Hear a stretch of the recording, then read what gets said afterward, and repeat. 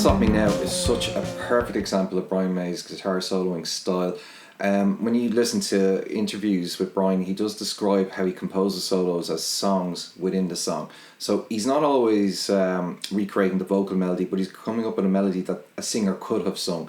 In my last video I described how he does string bends and vibrato and that type of stuff, so this is another good song to learn when you've got a good handle on how to get vibrato and string bending to work. So let's get into it. First of all, I'm not going to talk about gear anymore unless I really have to. The reason why is Amplitude 5 is just doing everything for me. I'm completely sorted. I've done enough talking about how to get sounds and all that.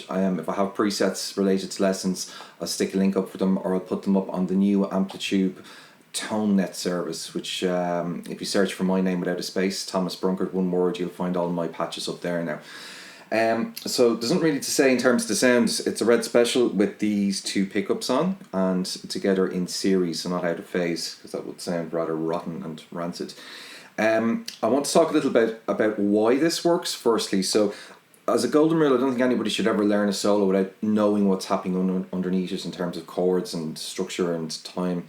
So there's just a very simple chord bump underneath it. There's an F, and then an A minor, then D minor, and then G minor, and then C, which is the same as the intro and the verses that are sung. So all of this happens in one part of the neck in one position, and it's an F major scale that is used to produce the tonality. So I'll just show you how I play this particular one, and we might talk about caged again, but I'll do a little bit about it. You know, this is an F chord, obviously. We learned that on day one in guitar.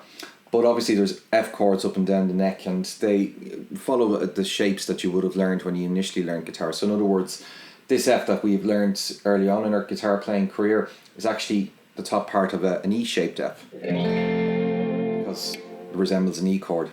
And with caged, if you wanted to find all the other Fs across the neck, there's a sort of a way of coming at it. So the neck shape after an E shape is a D shape, and the way it works is if you put your first finger that you would use to create a bar at the furthest extreme of the chord shape you're on, boom, and then use the rest of your fingers to make the shape. So that's a D-shaped F, because it looks like a D chord. Like that. And you do that spelling out the word caged up the neck, C-A-G-E-D. Now there's one change in the rules, not always the furthest extremity of the chord. When you've got the D shape and you want to go back to a C shape, it's the fret behind the furthest. So we put the bar here for the next shape. And this is a C-shaped F. So that means the next shape of an F on the neck is going to be A-shaped. Bar, A shape. And these are all F chords. But check this one out. So this is A, so the next shape in caged, C-A-G. So bar here, and we have a G shape. And all of the chord tones that are in the verse, if you like, are represented in the solo here. So there's an F, like I showed you, and then there's an A minor. An A minor looks a bit funny up here, but something like a C flattened. And then G minor, which if you like is an A minor shape. And then C, which is actually shaped like a D. But they all live around this part of the neck. So there's a major scale shape that he uses to make this work, and I'll just show you what it looks like. And we're practicing this first before you learn the solo, otherwise you're just following dots and not really absorbing any music. So baby finger on the 13th fret of the E string. So it's your F, and then 10, 12, 13, 10, 12, and then we drop back and go 9, 10, 12, and then we go 10, 11, 13, 10, 12, 13, and you can hear the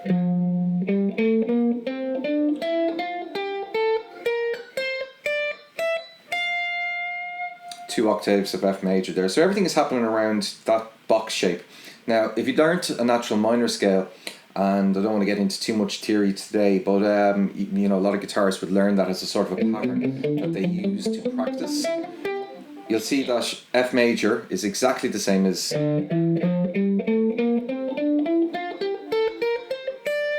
D natural minor. Now, I might come back to that idea again, but if you know that shape, it's the same shape. It's just we're starting on F and we're ending on F.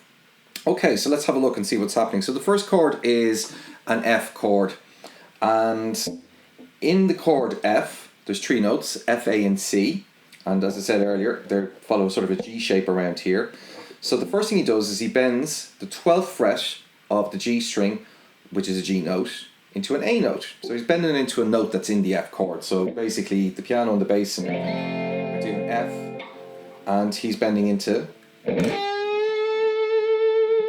which is in your F chord. So let's have a look how that's phrased. So like I said in the bending video, give the guitar a handshake, reach in, create a triangle, lock it in, and then twist in your wrist and shove up the 12th fret.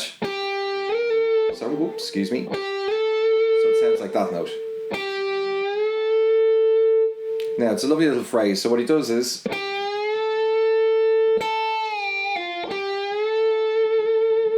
so that's a bend, and then when it's up he hits it, lets it down and lets it pull off back to F and then back up again.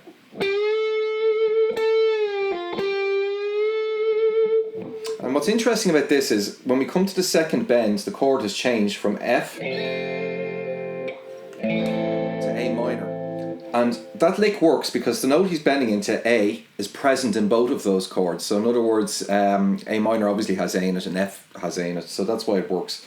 Okay, so now,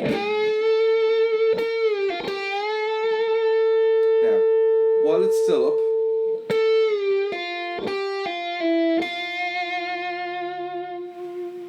the next chord in the progression is D minor, and D minor looks like an E shape in this end of the neck. There's 3 notes in D minor, D, F, and A. And what we're going to do is we're just going to bring out the F one over it. So just to show you what that sounds like, or how that's played.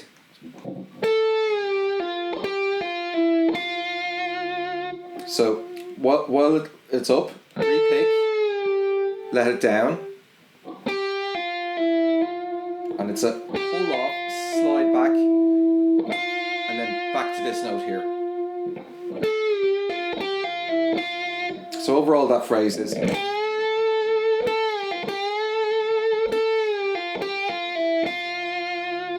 okay, next chord in the progression is G minor, which looks like this around here. So he sort of dances around these notes in the scale. Okay, so it's kind of sort of a staccato feel. So what I mean by that is the notes don't ring into each other, they're very pointed and accented. Real 70s sound, that. Now how do you do that?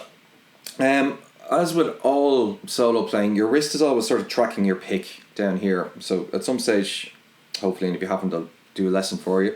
If you've done palm muting, one of the things that palm muting does, other than giving a heavy sound to chords, is it allows you to control strings from ringing when you're playing solos.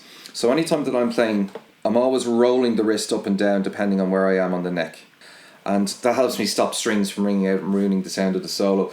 Now, there's other ways of causing mutes to happen. When you pick a note, you can also use the side of your thumb just to deaden a string straight afterwards. To get that, I'm actually hopping my wrist up and down in this case, but sometimes I might actually use my thumb to deaden the note, but in this case the wrist. So I'm releasing the string when I hit the note. So that's something to practice, and it's worth practicing slowly, so, and literally taking your time. Okay, and that's how that works. So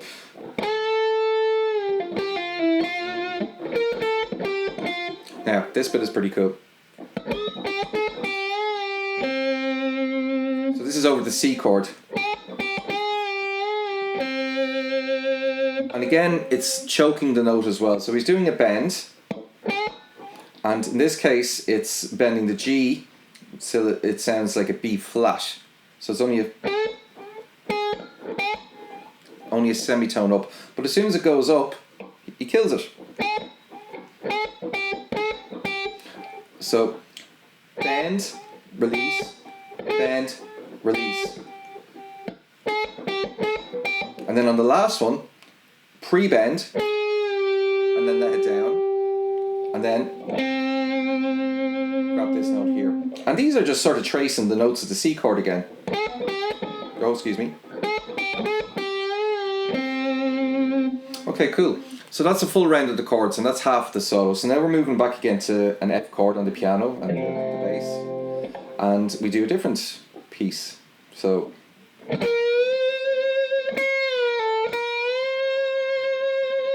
And it's the same idea, bend and release and then bend back up again. And the note that he's bending into this time, he's bending the 11th fret, so it sounds like the 13th fret. So this is a C. And again, if we look at our F chord, the one we know, there's a C, and the one up here which we're just getting used to, then there's also a C in that as well. Okay, and the next chord that it plays over is A minor, and one of the 3 notes of A minor is C as well. So all of this just makes sense. So that one note is in both of those chords, which is why that lick works. So.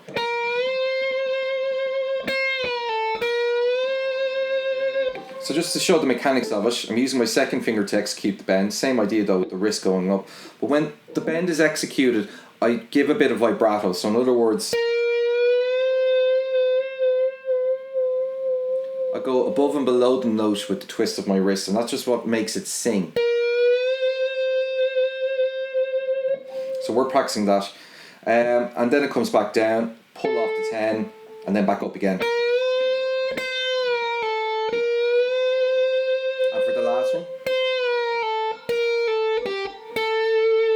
So that's just pull off 11 to 10, or if you like B flat to A, and then 12 on the G, and then 10 on the B. So that whole section again.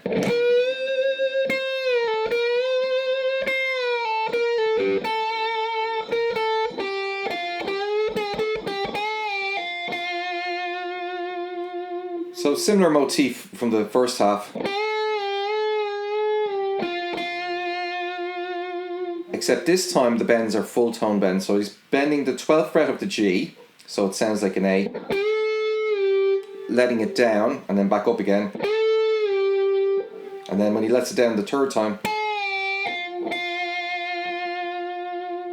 and that's just hitting this F note, which is 10 on the G string twice. Okay, so it's actually a little bit harder than it might initially sound, and it's purely because the bends make it so. So don't rush through it. There's not a race here. It's just worth spending the time, doing it slow, and getting the vibrato to sing and getting the pull-offs to be tidy. And most important of all really in this one is making the mutes work. And that's kind of a life's work nearly trying to get that right. But I'll give you a tip if you want to learn how to do this sort of moving palm muting piece. And it's a good one for palm muting in general, is if you learn the very famous Van Halen riff, Ain't Talking About Love. I'm not going to do a lesson about it now, but it's a pretty cool one because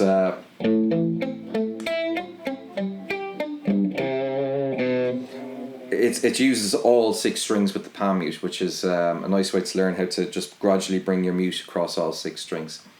Okay, I hope that works. I'm enjoying doing the lessons. I used to be a guitar teacher once upon a life, and I hope to do a few more. If anyone has any suggestions or comments, just leave them below the video.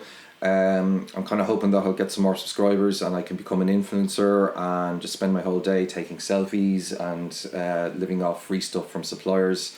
IK Multimedia, free stuff from suppliers, whatever it is. So please subscribe, and I'll catch you at the next one.